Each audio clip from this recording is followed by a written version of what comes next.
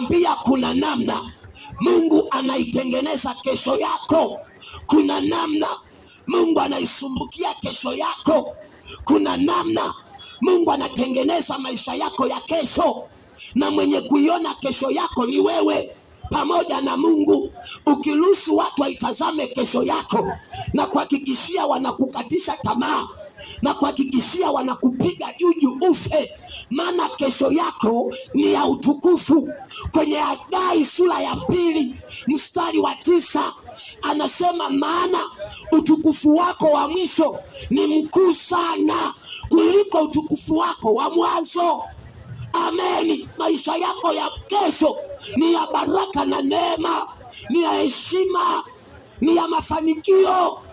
Usijukate tamaa. Anasema kwenye Yeremia sura ile ya 29 na ule mstari wa 11, anasema, kwa maana ninayajua mawazo ninayowawazia nyinyi. Anasema ni mawazo ya amani, sio mawazo mabaya.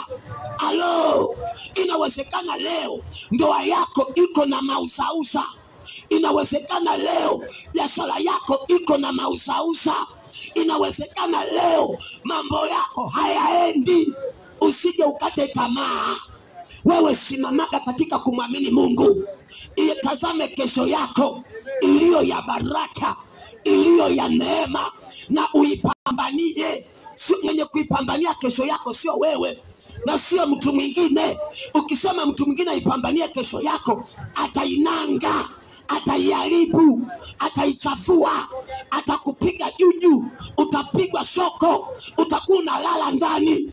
Maana mwenzako ameiona kesho yako, anasema anaona kesho yako iko ni nzuri, anaona wivu, anakuharibia.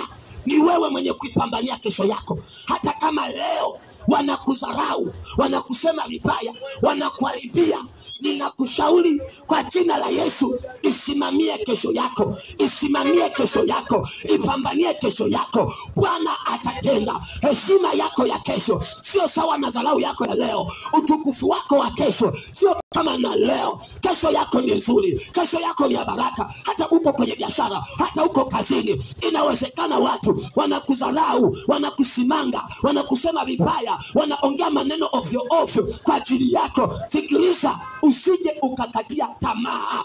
Songa mbele, simama upande wa Mungu. Amen, amen.